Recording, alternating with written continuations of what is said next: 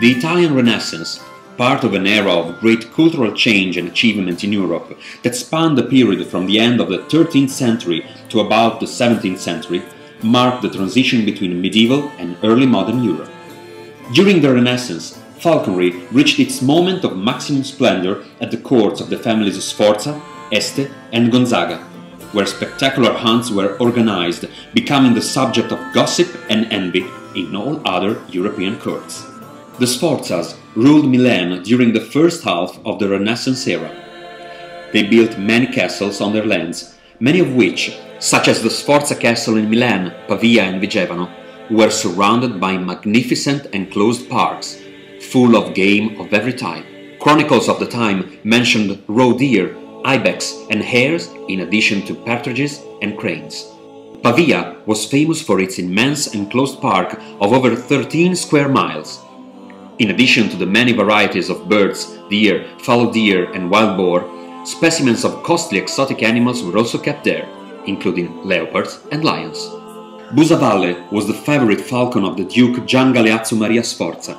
During some works of restoration of the Sforzesco castle in Milan, a small pine wood box was found in a walled niche. Inside was the mummy of a hawk, with a dedication by the Duke to his favorite oak, dated 1480.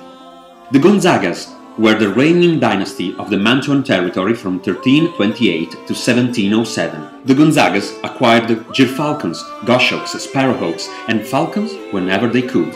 Able trappers that enjoyed the prince's trust could resort to any method that might secure the capturing of birds in the woods or in the mountains. The great season of the Gonzaga family was both playful and spectacular.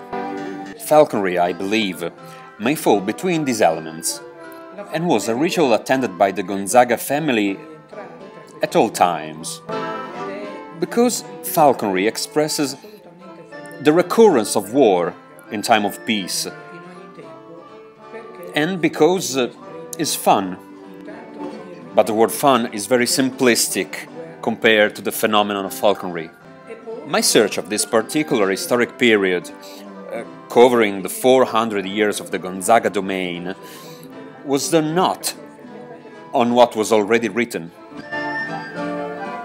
but on documents and letters kept at the state archives of Mantua. The prince is sitting on his horse, afar from the scene.